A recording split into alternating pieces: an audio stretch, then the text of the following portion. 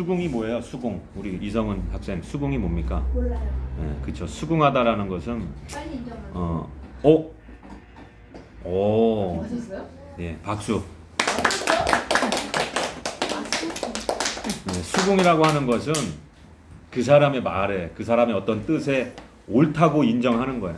예, 그래서 빨리 수긍하는 거, 그거는 이제 빨리 옳다고 여기는 거죠. 그러니까 어떻게 보면 내 생각을 내려놓고 그 사람의 뜻과 그 사람의 생각이 옳다라고 여기는 것, 그 사람의 뜻을 받아들이는 것을 수긍하는 거라고 하는 거예요. 근데 우리가 믿음 생활을 할 때 이 부분이 잘 안 되는 경우들이 있어요. 물론 믿음 생활 오래 한 사람일수록 자신만의 어떤 딱딱해진 어떤 그런 옳지 못한 믿음의 어떤 그런 것들이 만들어지고 이빨에 치석 끼듯이 뭔가 이제 점점점 하나님의 뜻에 순응하기보다는 내가 기도 많이 하는 사람인데 이까짓 것도 내가 못할 것 같아? 하나님 나 이런 것도 안 이루어줄 것 같아? 라는 식의 어떤 조금은 그 여들여들하고 여리여리한 하나님 보시기에 이쁜 믿음보다도 좀 무언가 하나님의 뜻에도 수긍하지 못하는 그러한 또한 목사님의 말씀에도 또 다른 어떤 의견들이 자꾸 생겨나는 그러한 좀 믿음들, 잘못된 믿음들이 있는데 오늘 우리가 이 수긍하는 믿음이라는 제목을 가지고 오늘 본문을 통해서 귀한 깨달음의 은혜가 있기를 바랍니다. 아멘. 영광이가 4살 땐가 그래봐야 아마 2달 전인데 제 방에 찾아와서 어떤 장난감을 들고 와서 그러는 거예요. 아빠 이거 내가 기도해서 이거 나한테 온 거야? 이렇게 물어보더라고. 근데 그래봐야 엄마가 어디 그거 나눔 드림 거기 가가지고 받아가지고 온 장난감 가지고 와서 저한테 이게 하나 예수님한테 기도했더니 이것이 자기한테 왔냐고 묻더라고요. 그래서 제가 진짜 그런 것 같네. 영광이가 열심히 기도했더니 하나님이 영광이한테 보내주셨나 보네 했더니 맞아 그러면서 웃으면서 가더라고요. 근데 그 모습이 참 부모로서 뭔가 모르게 흐뭇하더라는 거죠. 사실은 영광이가 누가 가르쳐줬는지 시켰는지 잘 모르겠어요. 그거 이제 엄마가 시켰던지 뭐 저는 이제 시온이한테 했던 건 기억나는데 영광이가 어느 순간부터인가 이제 그 EBS에서 하는 만화가 끝나고 나서 광고 시간이 되면은 장난감에 대해서 계속 그 완구에 대해서 이제 그 광고가 나오는데 나올 때마다 아주 무슨 뭐 목사님이 설교할 때 그냥 이렇게 성도들이 아멘 아멘 하듯이 나오는 장난감마다 그냥 아주 보면 볼 때마다 예수님 저거 갖게 해주세요 감사합니다 아멘. 예수님 저거 갖게 해주세요 감사합니다 아멘. 예수님 저것도 갖게 해주세요 감사합니다 아멘. 막 이렇게 기도를 하는데 그게 이제 모르겠어요. 한편 제가 감사한 것들이 뭐냐면 아빠 저거 사줘 이랬으면 얼마나 힘들겠어요. 보는 것마다 나 저거 사달라고 땡깡 펴보세요 얼마나 힘들겠어요. 사실 저는 영광이 정도의 성격은 마트 같은 데 가면은 그 장난감 코너에서 들어 누울 거라는 예상을 사실 했어요. 2살 정도 됐을 때만 해도 얘는 갔다가 분명히 발랑 뒤집어 까지고 뒹굴고 막 이렇게 사줄 때까지 떼쓰는 놈이겠구나 했는데 지금 이제 5살이 됐는데도 한 번도 마트에 가서 장난감 코너에 가서 와 신나서 뛰어다니면서 만져보고 구경은 해도 한 번도 이거 사줘란 말을 안 하는 게 참 너무 신기한 거예요. 근데 이게 큰애를 교육을 잘 시키면 둘째한테까지 이렇게 되는 건지 모르겠는데 제가 시온이 키울 때만 해도 처음에 이제 한 3살, 5살, 4살 막 요럴 때 아빠는 장난감을 사주는 사람이 아니다. 목사고 돈이 있어도 어려운 사람들에게 그렇게 뭔가를 해줘야지 너한테 장난감을 사주는 그런 사람은 아니기 때문에 네가 갖고 싶은 것이 혹시 생겨나면 어떻게 하라고 그랬죠? 김시온이? 응? 기도. 그렇지. 하나님은 못하시는 게 있다 없다? 그래요. 하나님은 못하시는 게 없기 때문에 갖고 싶은 것이 있으면 일단은 하나님께 기도해라. 그리고 아빠가 또 뭐라고 그랬죠? 그래도 들어주시지 않는 것들이 간혹 있을 수 있다라는 거죠. 그래서 우리 시온이가 어린 나이에도 그 얘기를 하더라고요. 갖고 싶은 게 있으면 어떻게 해야 될까? 하나님께 기도해야 돼. 근데 물어보지도 않았는데 그런데 하나님이 내가 필요 없거나 위험한 것은 주시지 않을 수도 있다 라고 본인이 얘기하더라고요. 그래서 참 어린 나이에도 귀한 믿음을 가졌구나. 요술방망이처럼 무슨 마법의 지팡이처럼 자기가 원하는 것을 계속해서 끝까지 졸르면 하나님이 뚝딱뚝딱 주실 거라고 믿지 않고 부모님도 아들에게 자녀들에게 아무리 궁금해서 신기해서 만지고 싶어도 날카로운 칼이나 다칠 수 있는 것들에 대해서 허락하지 않는 것처럼, 아무리 울고 떼쓰고 달라고 해도 아무리 이뻐도 주지 않는 것처럼 하나님도 우리를 사랑하시기 때문에 우리에게 해가 되는 것들, 너무 그것에 빠져서 공부를 안 하거나 눈이 나빠지거나 뭐 이러한 것들에 대해서 허락을 하시지 않을 거라는 것에 대해서 한번 이야기를 한 적이 있는데, 그것을 그렇게 잘 기억을 하고 그것에 대해서 인정하고 있더라는 거예요. 물론 살면서 그것을 삶으로 사는 데는 저 아이도 힘들어요. 그러니까 우리도 이해하는 만큼, 설교를 듣는 만큼 이 삶에서 살아간다라는 것은 참 또 이 별개의 문제인 것 같아요. 그것이 얼마만큼 잘 되느냐에 따라서 그 사람의 어떤 신앙이나 이런 것들이 바른 신앙이기도 하고, 그냥 알고만 있지 그렇게 살지는 못하면서 그런 좀 하나님 모시기에도 불편한 신앙인도 많이 있는데, 우리 시온이만 봐도 하나님 주시지 않을 수도 있다라는 것, 또 어머니 아버지가 자신보다 생각하는 것이 월등히 높은 수준이기 때문에 자신에게 어떤 것은 허락하기도 하고 어떤 것은 안 된다기도 하고, 그러면 그런 것들을 순종해야 된다는 건 알지만 본인이 이것을 너무 하고 싶고 너무 갖고 싶다 보니까 부모님한테 속이기도 하고, 때로는 그게 뭐예요? 그러니까 수긍하지 못하는 거예요. 수긍해야 된다는 걸 알면서 그 말씀에, 그러니까 어떻게 다른 표현으로 보면 순종이겠죠. 부모님 말씀에 순종하고 하지 말라고 하면 그만해야 되는데, 자기가 이 어떤 그 욕망, 그 주체가 안 되는 거예요. 너무나 하고 싶은 마음들, 잠깐 이것을 이제 내려놓기가 너무 힘든 것들. 근데도 제가 볼 때는 굉장히 우리 시온이나 영광이 같은 경우에, 뭐 남들이 볼 때는 어떻게 볼지 모르고 뭐 팔불출이라고 할지 모르겠지만 제가 볼 때는 굉장히 잘 말을 듣고 부모의 말에 수긍하는 편인 것 같아요. 근데 그것이 이제 더 커봐야 알아요. 더 커봐야 알고 뭐 이것이 잠깐 그런 것 같다가도 어느 순간 돌변할 수 있어요. 그러니까 부모가 착각하는 게 뭐냐면, 저 아이가 어릴 때 부모가 이제 약간은 우격다짐으로 너희 쉽게 하면서 뭐 했을 때 수긍한다고 해서 그래서 말을 잘 듣는다고 착각하면 큰일 납니다. 사춘기 돌아오는 순간에 우격다짐이 안 통하는 순간부터 완전히 돌변할 수가 있어요. 그러니까 목사도 성도가 교회 안에서 그냥 좀 올바르게 이렇게 보인다고 해서 그것을 다 믿으면 안 되는 것처럼, 우리 아이들에게도 속지 말아야 돼요. 부모들이 자신의 그늘 아래 있을 때는 말을 듣는 것. 제가 이제 학생보들 경험하면서 얼마나 많이 느꼈어요. 부모님이 날마다 그냥 철야기도 하고 그렇게 기도하면서 자식을 위해서 하는데, 우리도 처음에 볼 때는 그게 너무 바른 모습이야. 특별 새벽 기도회 같은 거 있잖아요. 그러면은 그 어린 자녀, 중학생 자녀도 데리고 와서 막 이렇게 하는데, 그러면 그게 올바르게 잘했을 줄 알았는데 이게 너무 억지로 우격다짐으로 끌고 와버리다 보니까 그때 참지 못하고 그 분노가 그 안에 계속 고스란히 그냥 저장되는 거야. 그러니까 우리가 생각할 땐, 야, 저 집애가 얼마나 믿음이 좋은지, 부모가 얼마나 잘 가르쳤는지, 저 새벽에 와갖고 저기 앉아있네. 막 목사님이 기분이 좋고 흐뭇해. 근데 저는 따로 불러다가 뭐라고 하냐면, 아이가 정말로 오고 싶어서 오는 겁니까? 물어봐. 물론 정말로 오고 싶어서 오는 애들이 어디 있겠어요. 그러면 너무 타이트하게 끌고 오지 마십시오라고 얘기를 해요. 왜냐하면 제가 학생부를 경험하면서 그 아이들이 부모한테는 찍소리 못하는데, 그러니까 부모가 자기 앞에 찍소리 못한다고 선생들, 교사들 앞에서, 전도사님들 앞에서 되게 바른 줄 아는데, 가장 문제 많이 일으키는 애들 보면은 교회에서나 학교에서나 문제를 많이 일으켜. 그러니까 부모의 그늘 밖에서는 그 엄청나게 말썽을 많이 일으켜. 상담해보면 그래요. 그리고 그 아이들이 고등학교 졸업하고 뭐 자취를 하게 된다거나 뭐 이런 일이 생기잖아요. 뭐 부모가 이제 우격당하지 이러면 안 통할 나이가 되잖아요. 그러면 교회를 안 나와버린다든지 교회를 쉽게 떠나버리더라고요. 그래서 우리가 강제적으로 앉히는 것이 중요한 것이 아니라 충분히 그 아이들 편에서 저들의 마음도 이해하면서 참 그런 것들이 어떻게 보면 은혜로 잘 돼야 될 것 같아요. 저도 그래서 좀 어떻게 어쩔 때는 이 자리에 같이 앉히기도 하고 또 어쩔 때는 저렇게 하는 것도 나름대로는 모르겠어요. 이제 뭐 저들의 기분을 완전히 무시해서 이 자리에 있는 것이 막 복된 것이다라고만은 생각하지 않아요. 물론 복된 자리지만 저들의 심리도 저들의 심령도 살필 수 있어야 된다는 거죠. 할렐루야. 잠깐 뭐 딴 길로 갔지만 그래서 중요한 것은 뭐냐면 오늘 이 본문을 통해서 우리가 이 다윗을 바라볼 때 저는 사실 다윗을 참 인간적인 그런 매력이 있어요.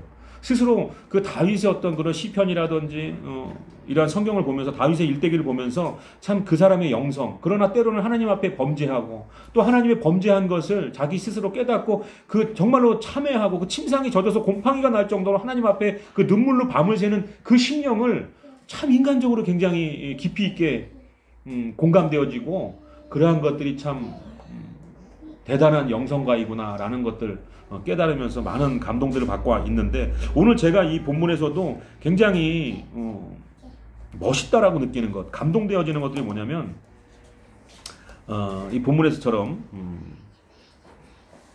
그러니까 이 지금 다윗이 이 내용이 어떤 내용입니까? 그 우리아 장군의 아내 바세바를 취하고 나서 그 모든 사실을 덮으려고 했어요. 그 모든 사실을 덮기 위해서 계략을 꾸미고 우리아를 죽이고 그리고 나서 그 바세바를 이제는 데려다가 살면서 그 아이를 낳고, 그러니까 몇 년의 시간이 흘렀겠지요. 그 죄를 짓고 나서. 근데 하나님 보시기에, 그러니까 사람의 눈을 가릴 수 있는데 하나님의 눈을 가릴 수가 없다라는 거예요. 하나님의 눈을 가릴 수가 없어요. 여러분 나단 선지자가 여러분 그 다윗이 범죄한 것을 옆에서 봤겠습니까? 그렇지 않아요. 그 나단 선지자를 통해서 하나님이 나단 선지자를 보내서 그 죄를 깨닫게 하시니까 그때 이 다윗의 모습이 참 자신이 죄를 인정하고 하나님 앞에 엎드려서 7일 동안이나 밤새서 그 자리에서 그 뜰에서 무릎 꿇고 꿇어앉아서 하나님 앞에서 그 아이를 살려달라고 애원하는 그러한 기도하는 장면들을 우리가 보면서 참 대단한 거예요. 근데 지금 신하들도 나이가 많은 신하들, 그러니까 그 궁에서 좀 어느 정도 이렇게 지위야 뭐런 이게 있는 그 신하들도 이렇게 세우려고 노력을 했다라는 건 뭐예요? 그 성경에 나온 거는, 그러니까 이제 좀 이렇게 진정시키고 이렇게 뭔가 좀 달래려고 이렇게 노력을 했지만 꿋꿋이 그 자리를 지키고 기도하고 여호와 앞에서 무릎 꿇고 7회 동안을 금식하면서 그렇게 기도하는 모습들을 볼 때 참 대단한 거예요. 그러니까 신하들이 어떤 생각을 했냐면, 지금 이렇게 아이가 죽기 전에도 이렇게 하나님 앞에 슬퍼하고 매달려 있는데 아이가 죽은 사실을 알면 얼마나 좌절하고 낭망할까, 이렇게 신하들이 생각하고 있기 때문에 그 죽었다는 사실을 이야기를 못하고 있는데, 근데 그게 수근거리를 긁고 다윗이 알아채는 거예요. 아이가 죽었구나. 아이가 죽었냐고 신하들한테 물어보고 나서 죽었다고 하니까 어떻게 해요? 일어나서 그 자리를 털고 일어나서 깨끗하게 씻고 여호와의 뜰에 나가서 하나님 앞에 예배하고 경배하고, 그리고 나서 신하들에게 밥을 차려오라고 합니다.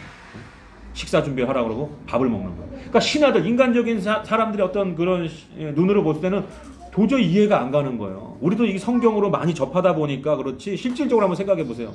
그 아이가 죽을까봐 하나님 살려달라고 그렇게 애달게 외원하고 하나님 앞에 무릎 꿇고 사죄하고 부르짖고, 근데 아이가 죽고 나서 정말 이 부분이 참 저는 이 부분이 참 멋있는 것 같아요. 22절, 23절 제가 읽어드리면, 이르되 아이가 살았을 때에 내가 금식하고 운 것은 혹시 여호와께서 나를 불쌍히 여기사 아이를 살려주실는지 누가 알까 함이거니와, 지금은 죽었으니 내가 어찌 금식하랴. 내가 다시 돌아오게 할 수 있느냐? 나는 그에게로 가려니와 그는 내게로 돌아오지 아니하리라 하니라. 이게 참 너무 멋있는 거예요. 이게 저는 되게 인간적인 감동이 와요. 하나님 앞에 수긍하는 것. 물론 이게 죄 짓고 나서 회개하고 물론 여러 가지, 그러니까 이게 순종이라기보다는 수긍이라는 표현이 더 맞죠. 하나님 뜻에 순종했으면 죄를 안 졌겠죠. 그러나 죄를 짓고 자신의 죄를 깨닫고 하나님 앞에 그 죄에 대해서 나단이 뭐라고 그래요? 나단 선지자가 뭐라고 말하냐면 14절에 보니까, 이로 말미암아 여호와의 원수가 크게 비방할 거리를 얻게 하였은즉 당신이 낳은 아이가 반드시 죽으리라. 그러니까 나단을 통해서 하나님의 뜻이 이 아이가 죽는 것이다.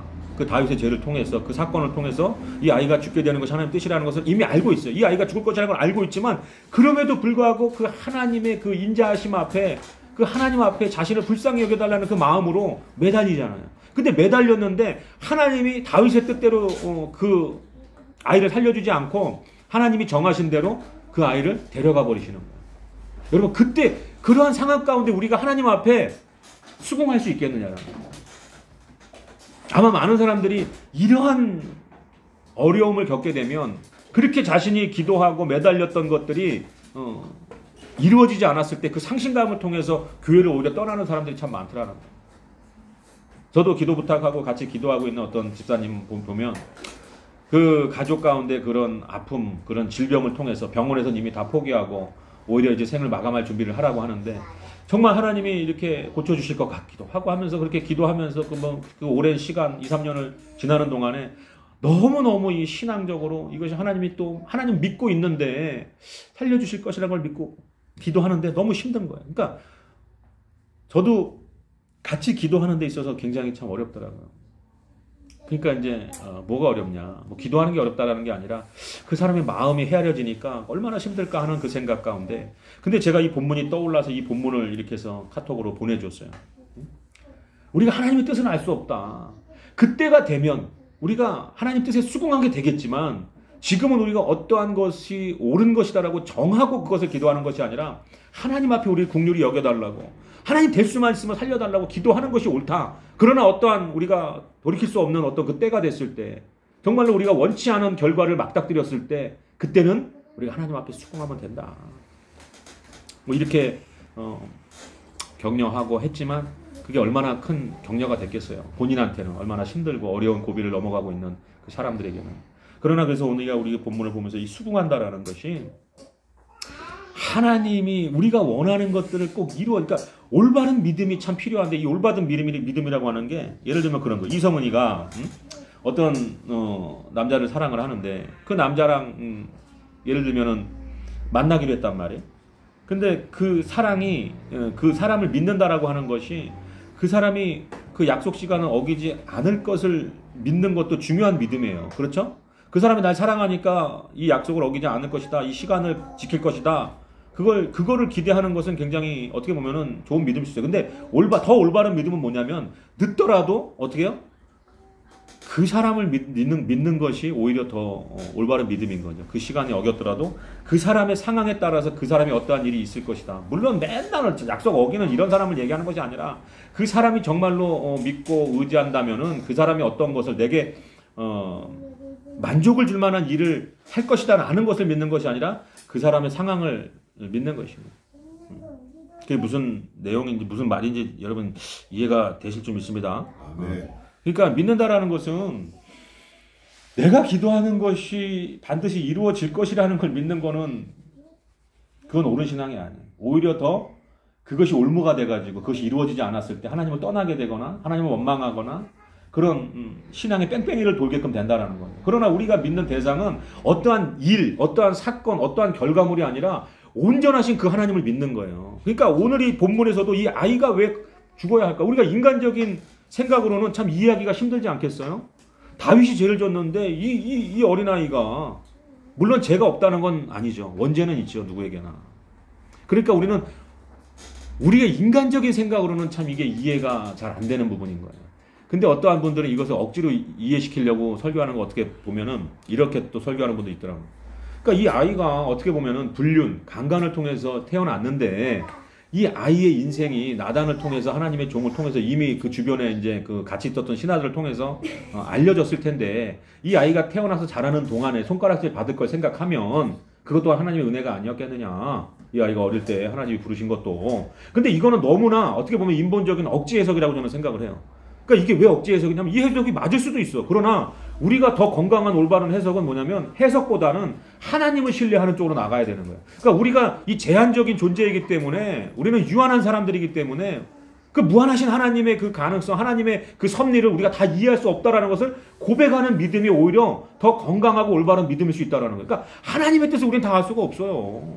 다 알 수 있다는 순간부터 우리는 그 사단의 올무에 걸릴 수밖에 없는 거예요. 근데 기도 조금 해보고 하나님 뜻이 이것이라고 너무나 그냥 지난주인가? 우리 권사님하고 우리 김정여 집사님하고 이렇게 앉아가지고 무슨 얘기를 하다가 이게 하나님의 뜻이지 딱 얘기를 하시는데 제가 그러냐고 그래서 이렇게 해서 목사 기도하게 만들고 이렇게 하나님의 뜻이지 딱 하고 옆에서 김정여 집사님도 그게 하나님의 뜻이지 뭐게 하나님의 뜻이겠냐 이런데 물론 이제 편하니까 하는 얘기들이지만 저는 어디 가서도 이게 하나님의 뜻이다라는 이야기는 하지 않아요. 설교 때도 그렇고요. 누구하고 상담을 해도 이게 하나님의 뜻입니다라고 절대 얘기하잖아요. 왜냐하면 그거는 너무 인간의 어떤 제한성을 망각하고 하나님의 뜻을 다 아는 것처럼 이야기한다면은 그게 이단일 수 있거든요. 거기가 이게 이단들이 자주 하는 거죠. 우리는 하나님의 뜻을 끝없이 구하고 그분의 뜻을 분별하려고 하고 그분의 뜻 가운데 나아가려고 하는 그 마음으로 살아가야 되지만 우리가 결과적으로 그분의 뜻을 다 알 수가 없어요. 성경에 계시해 놓은 하나님의 계시 가운데 예수 그리스도 자신의 독생자 예수로 말미암아서 그 십자가를 통해서 우리를 구원하실 것이다 라는 하나님의 뜻, 성경에 기록되어 있는 하나님의 뜻 외에 그 어떤 것도 이게 하나님의 뜻이야라고 누구에게도 말할 수 없는 거예요. 이렇게 우리가 하나님을 바라보고 끝까지 하나님을 따라가고 그 예수 그리스도의 성품을 다 담기 위해서 애쓰고 노력하고 기도하는 것은 너무나 훌륭한 신앙이지만 자기가 많은 오랜 세월 믿어왔고 성경을 많이 듣고 설교를 많이 들었다고 해서 이게 하나님의 뜻이야라고 얘기하는 것은 참 이게 조심해야 될 일이라는 것이죠. 그것이 맞는 것 같아도 하나님 앞에 재차 반복 물어보고 여쭤보고 그 길이 가다가 아닐 때라도 왜냐하면 이게 하나님 뜻이 하면 이게 시험에 들 수가 있어요. 주변 사람들이. 저 사람 분명히 이게 하나님 뜻이라고 하고 믿음이 약한 사람이 그 뜻이 하나님 뜻이구나 하고 그렇게 가다 보면 그게 또 아닌 경우에 오히려 이 하나님의 여호와의 이름을 망령되이 일컫지 말라고 했는데 그러한 죄가 될 수도 있다는 것을 우리가 알아야 될 줄로 믿습니다. 할렐루야. 그래서 올바른 믿음은 자신에게 간구하고 자신이 기도하는 것들이 무슨 요술방망이처럼 이루어질 것을 믿는 것이 아니라 그 가운데 내가 원함이 이렇게 있는데도 불구하고 하나님의 뜻은 무엇인가를 오히려 그것을 더 간구할 수 있는 것. 내가 살아가는 데 있어서 필요한 것을 간구하라는 것이 간구하지 말라는 것이 아니라 내가 필요한 것을 하나님 앞에 기도로 응답받지 말라는 것이 아니라 그것보다 더 중요한 하나님의 뜻을 우리가 분별하며 나아가고 헤아리고 수긍하고 순종할 때 그것이 더 올바른 믿음이고 신앙이고 더욱더 하나님이 원하는 모습이라는 것을 우리가 믿어야 될 줄 믿습니다. 네. 그래서 예를 들면 그런 거예요. 그러니까 우리는 우리 스스로가 불완전한 존재이기 때문에 하나님을 통해서 완전해질 수 있고 우리 스스로는 내가 무엇을 좋아하는지조차도 사실은 잘 몰라요. 저도 예전에 이제 하나님이 선교를 보내시겠다라는 마음을 주셔가지고 그것을 놓고 이제 기도하는 가운데 정말 우리 집사람도 지금 와서 얘기하는 거예요. 여보 그때 당신이 갑자기 애기 큰애 2살인데 여보 진짜 방글라데시 가서 우리 죽을 때까지 거기서 선교하면서 살 거야. 그냥 하나님 그렇게 하래. 그렇게 딱 얘기하니까 우리 집사람 같은 경우에 가고 싶지 않은데도 불구하고 저한테 참 대단하게 생각하는 게 그런 거예요. 한마디도 여보 나 거기 가고 싶지 않아. 다시 기도해보자 라는 말을 안 했어요. 속으로는 너무너무 그게 힘들었겠지만 이야기하지 않고 또한 어떤 교회로 이제 들어가려고 거기에 들어가면요 진짜 2평짜리 방에서 이제 3식구 살면서 화장실도 비 오면 우산 쓰고 나가서 이제 사용해야 되는 거기 교회로 들어가는 거예요. 제가 거기 들어가려고 그 교회 거기 공사를 막 하고 그랬어요. 공사를 누가 와서 해줘요? 그러니까 다 일일이 거기 담임 목사님하고 벽 뚫고 막 공군 다 있으니까 수도 연결하고 벽지 바르고 그러니까 그 직전까지 하나님이 모시는 거야. 그러니까 이 사람은 얼마나 거기에 들어가고 싶지 않았겠어요. 여기 들어가서 제가 어떤 마음이었냐면 아내하고 2살짜리 애를 그 방에다 살게 하고 저는 선교지 나가서 먼저 1년이 될지 2년이 될지 3년이 될지 모르는 그곳에서 혼자 선교하면서 살면서 기반을 마련해 놓고 부르려고 했던 거예요. 근데 제가 어느 날 이렇게 그런 것들을 이제 하나님 앞에 순종하고 결단하는 데까지 참 저도 쉽지 않았어요. 왜냐하면 이 선교 같은 거는 선교사들이 하는 거 나는 선교사 목사 됐는데 하나님이 가라면 가야 되겠지만 이게 참 여러 가지 상황적으로 또 내가 그렇게 막 가서 막 하고 싶고 막 이런 어떤 내 안에 그걸로 인한 어떤 비전이 그러니까 순종은 해야 되겠지만 막 그런 비전이 완전히 세워지지 않다 보니까 굉장히 갈등이 생기는 거예요. 근데 제가 어느 날 이제 밖에 외출을 하려고 이제 거울 앞에서 드라이를 하는데 그 지하실 방에 살 때, 시온이 2살 때 막 이렇게 드라이를 하는데 제 마음속에서 그런 마음이 끊임없이 올라오는 거예요. 하나님, 저는 선교 아직 나갈 준비도 안 돼 있고 하나님이 나가라면 무조건 준비가 안 됐다라는 건 핑계니까 나가야 되겠지만 하나님, 저는 그냥 국내에서 이렇게 목회하고 하는 것이 제가 원하는 바입니다. 하나님, 이렇게 이거는 뭐 무릎 꿇고 손 모아서 기도하는 게 아니라 그냥 마음으로 그게 계속해서 올려지는 거예요. 하나님 앞에. 근데 드라이하고 거울을 보고 있는데 하나님이 제 마음에 순간적으로 말씀하시는 거예요. 너는 선교를 좋아한다. 그러죠. 선교사로 나가서 선교하는 것을 너는 좋아한다. 그러는 거예요. 그러니까 제가 그때 어떤 생각이 들었겠어요? 수긍할 수가 없는 거예요. 순간적으로 아니요 싫어해요. 이때를 하나님이 말씀을 걸어 오셨으니까 이때를 딱 잡아야 되잖아요. 아니요 싫어해요 하나님. 저는 그냥 이 땅에서 이 나라에서 이 한국 땅에서 이 목회를 조그맣게 시작해서 하나님 앞에 그 성도들 말 통하는 성도들 저는 지금 외국어 영어 한마디 못 하잖아요. 말 통하는 성도들하고 할 수 있게 해주세요. 이렇게 하나님 하는데 하나님 그러시는 거예요. 성은이의 그 어렸을 때 모습을 딱 보여주시는 거예요. 갑자기 그때 어떤 모습이었냐면 아버지 어머니하고 이제 우리 성은이 성엄 이렇게 해갖고 해물찜 먹으러 갔는데 아이들은 먹을 수가 없으니까 돈가스를 시켜줬는데 제가 돈가스 한 입 빼서 먹어보니까 이 돈가스가 이 바삭바삭하게 튀겨진 건 좋은데 입술이 약간 베일 정도로 이 빵가루가 날카롭더라는 거예요. 그래서 이 성은이가 이게 소스를 찍어 먹었으면 좋겠는데 이 소스가 여러분 색깔이 어떤 색깔이에요? 똥색이래잖아요. 똥색인 거예요. 된장 색깔. 그러다 보니까 이 소스에 달고 이 뭔가 이 고소하고 새콤하고 이 맛을 아이들이 아직 보지 못한 상태에서 그 소스가 똥색이니까 찍어 먹고 싶지가 않은 거예요. 엄청 맛있어. 그러니까 그 소스를 안 찍어 먹고 그냥 먹는데 제가 찍어가지고 야 성은아 먹어봐 했더니 어떻게 했어요? 성은이가 네 안 먹는다는 거예요. 맛없다는 거예요. 그렇게 하면. 그래서 제가 얼마나 똑똑한 사람이에요. 소스가 보이지 않게 뒤쪽에다 발라서 포크 찍힌 부분 딱 들어가고 소스가 전혀 보이지 않는 부분을 해서 먹여줬더니 지가 먹어보고 어떻게 했어요? 소스에 범벅을 해서 비벼가지고 먹잖아요. 그러니까 그것을 보여주시면서 너는 아직 선교사로 나가보지도 않았어 정관아. 어? 내 종아 너는 아직 나가보지도 않았는데 싫다라니 그게 무슨 말이야. 나는 네가 너를 아는 것보다 네가 너를 스스로 사랑하는 것보다 나는 너를 더 사랑해. 나는 너를 더 잘 알아. 나는 너에게 국내에서 이렇게 목회하는 것 그 기쁨을 너 누리고 싶지만 너는 국내뿐이 아니라 해외에서까지 네가 그 사역하면서 내 안에 그 기쁨이 충만함으로 인하여 네가 기뻐하는 것을 누리게 할 거야. 그러니까 저는 너무나 감격스러운 거예요. 하나님 나보다 나를 잘하시고 나를 더 사랑하시는 그 하나님을 그냥 어떠한 상황적으로 내가 다 이해할 수 없지만 따라가게 되는 거예요. 하나님 나보다 나를 더 잘하시기 때문에 내가 이해가 돼야지만 하나님의 뜻을 따르는 것이 아니라 아무것도 이해되지 않는 상황에서도 나를 더 잘하는 그 하나님을 믿는 거예요. 그 상황을 보는 것이 아니라 그 방글라데시 나가가지고 그 어른들이 길거리에 똥 싸고 정말 말 그대로 아까 그 소스 색깔 똥색이야 그 나라는 아주. 방글라데시 사람이 들으면 아주 기분 나쁘겠지만 색깔로 표현하자면 똥색이에요. 공항에 내렸는데 얼마나 그 나무들이 그냥 초록색이 없어요. 다 먼지가 그냥 이렇게 두껍게 쌓여가지고 막 먹색인 거예요. 나무 잎이. 우리나라 뭐 미세먼지요? 거기 가서 하루만 살아보세요. 그 선교사님들 얼마나 대단한 분들인가. 거기는 잠깐 외출했다 들어오면 바로 그냥 뻗어버려요. 얼마나 그냥 피곤한지. 응? 무슬림이 95%가 넘는 그 지역에. 응? 근데도 여러분 그곳에 갈 수 있다는 건 뭡니까? 내가 아직 발견하지 못한 기쁨을 하나님 거기다 감춰두고 계시다라는 거예요. 우리는 인생을 다 살아보지도 않고 내가 그 인생을 절단하고 재단하고 만들어서 이것을 해주세요라고 하지만 하나님 보실 때 그게 얼마나 어리숙한 것이냐라는 것이죠. 그래서 우리는 스스로 우리가 굉장히 제한적인 존재고 우리의 유한함을 우리가 인정하고 하나님의 무한하시고 그 제한 없으심 그 나를 사랑하시는 그 사실 하나 나를 사랑하셔서 보여주신 그 예수 그리스도의 십자가 하나만 붙잡고 우리가 나아가야 되는 거예요.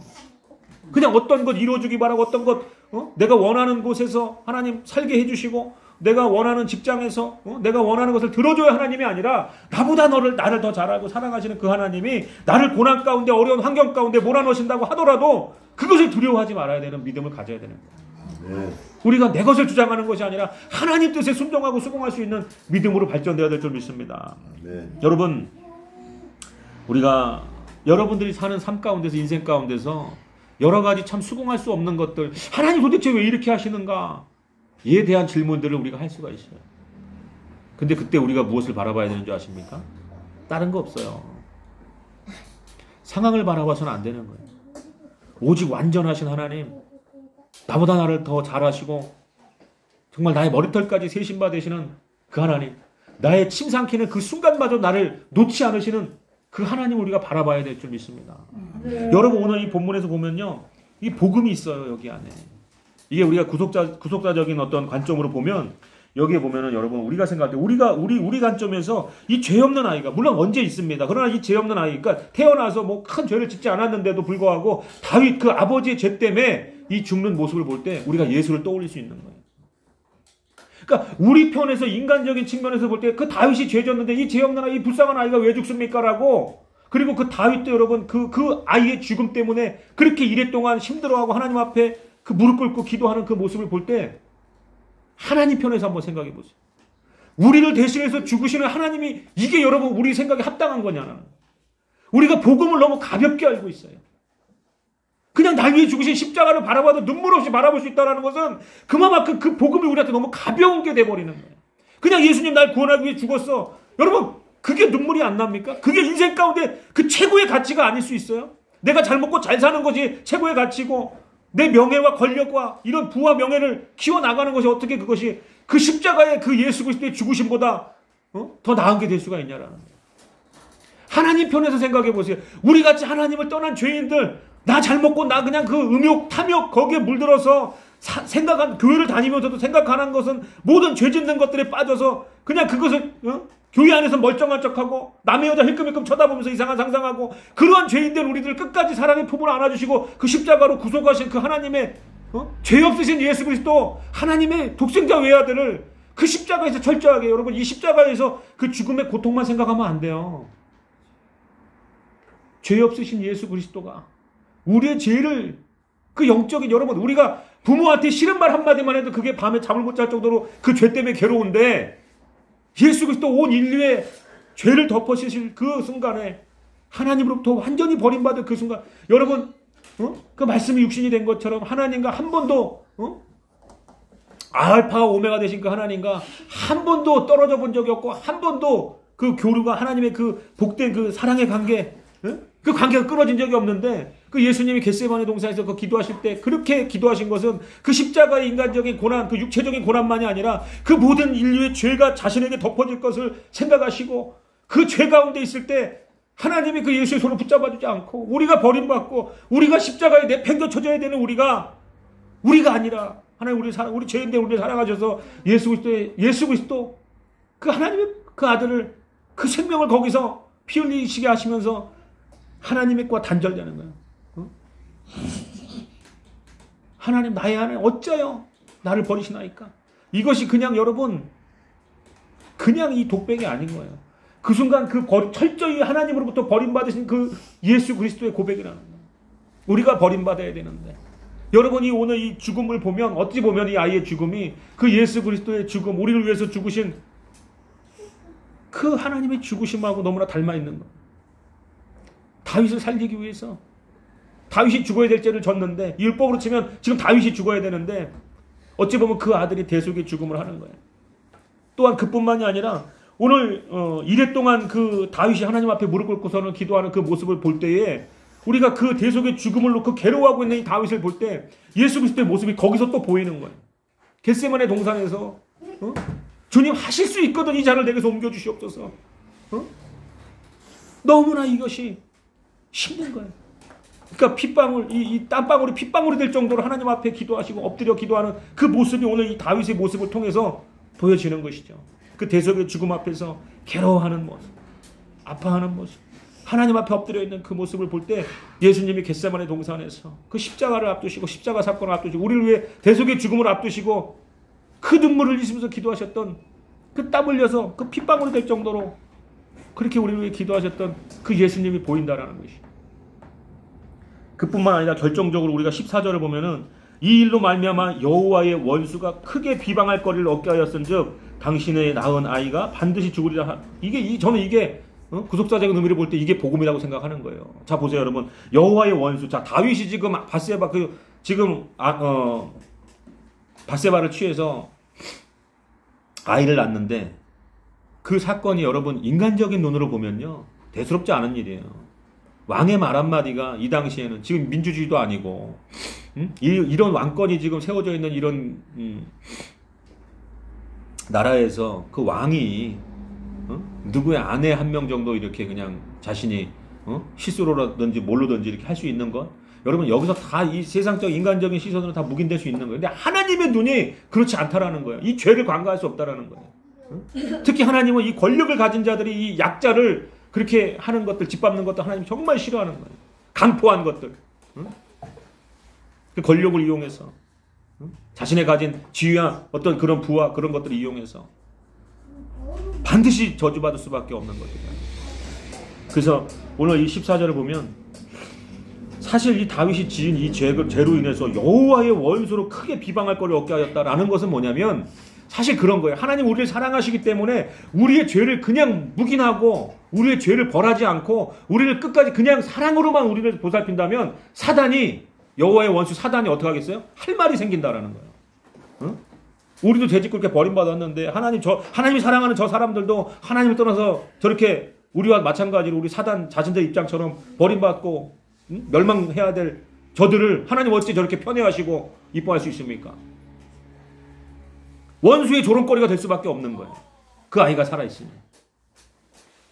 그래서 하나님 어떻게 하셨어요? 그 아이를 데려가신 거예요. 마찬가지로 죽어야 될 우리들을 대신해서 우리를 그냥 살려두시면 그냥 우리가 죄를 졌는데도 하나님 사랑하신다고 그냥 하나님 품어버리시면 원수의 오늘 본문에서처럼 비방거리가 될 수밖에 없는 거예요. 원수의 비방거리, 사단의 비방거리. 그렇기 때문에 하나님 어떻게 예수 그리스도를 이 땅에 보내시고 우리를 대신하여 십자가 지게 하신 줄을 믿으시는 저와 여러분 되시길 바랍니다. 네. 그래서 우리는 이 십자가를 너무 가볍게 여기는 경향이 있어요. 너무 가볍고 싼 복음이 되어버렸단 말이에요. 우리가 이 복음을 가진 자로서 하나님으로부터 그 사랑 앞에 부르심을 입은 자로부터 부르심을 입은 자로서 우리가 여러 가지 세상적인 것들, 세상적인 조건, 요건, 내가 원하는 욕망 이런 것들 앞에서 십자가를 너무 쉽게 내려놓는 거예요.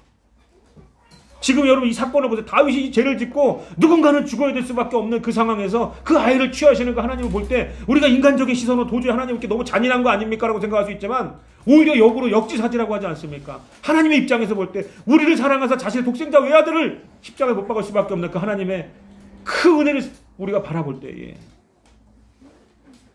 우리가 하나님 앞에서 어찌 우리가 수긍하지 못할 것이 어디 있겠습니까? 그 십자가의 사건 앞에서 하나님 이 뜻은 내가 원하는 것이 아니라고 하나님의 뜻을 순종하지 않고 수긍하지 못할 일이 어디 있겠냐라는 거예요. 환경을 탓할 수가 어떻게 있냐 말이에요.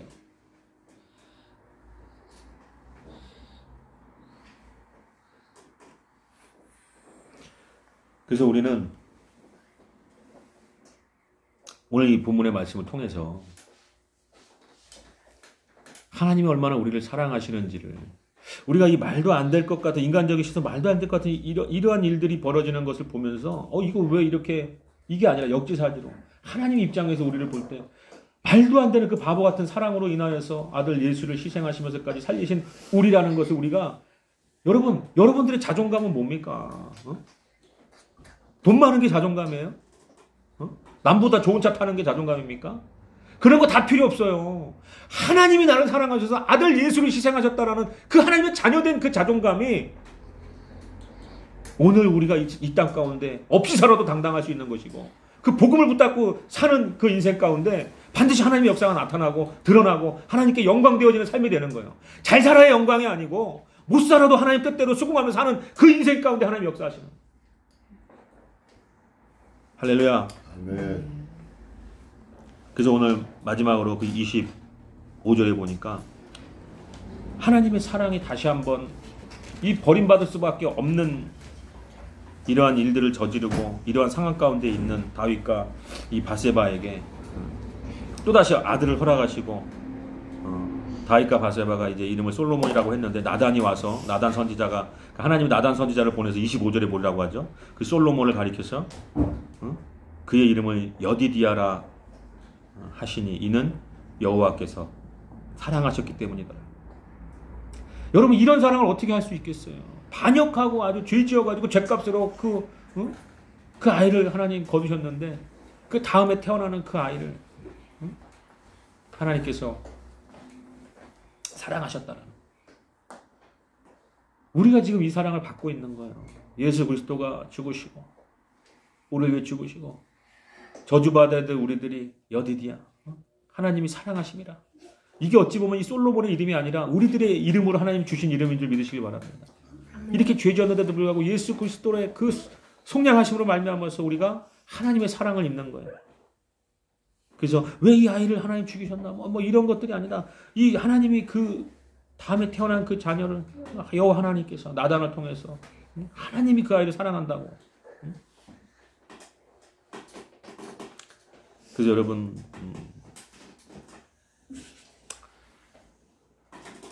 우리가 오늘 이 시간을 통해서 하나님 뜻에 온전히 수긍할 수 있는 저와 여러분이 되시기를 바랍니다.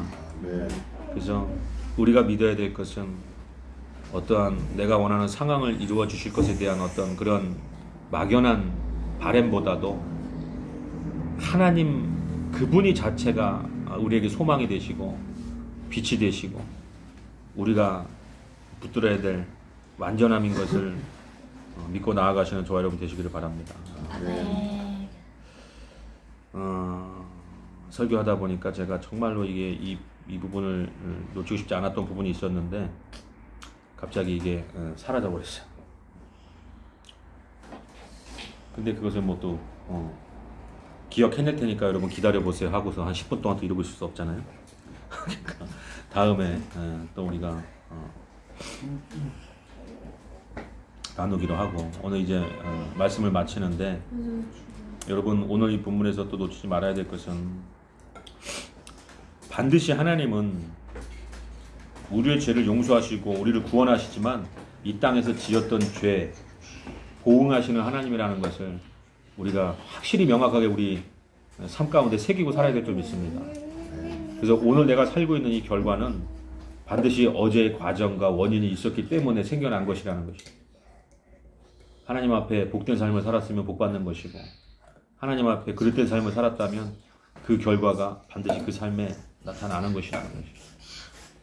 그러나 감사한 것은 이 땅에서 하나님으로부터 그 보응이 있다 할지라도 그러나 우리는 그 고난을 통해서 오히려 하나님의 은혜를 다시 한번 마음과 삶 가운데 새기게 되고 그 은혜 앞으로 나아갈 수 있는 것이 은혜며 하나님이 우리를 버리시지 아니하시고 그 보응을 하시지만 그 죄에 대해서 그 죄가를 이 땅에 사는 동안에도 물으시지만 절대로 그렇게 버리시지 않고 우리를 끝까지 구원하시는 하나님인 것을 우리가 감사하며 살아야 될 줄로 믿습니다.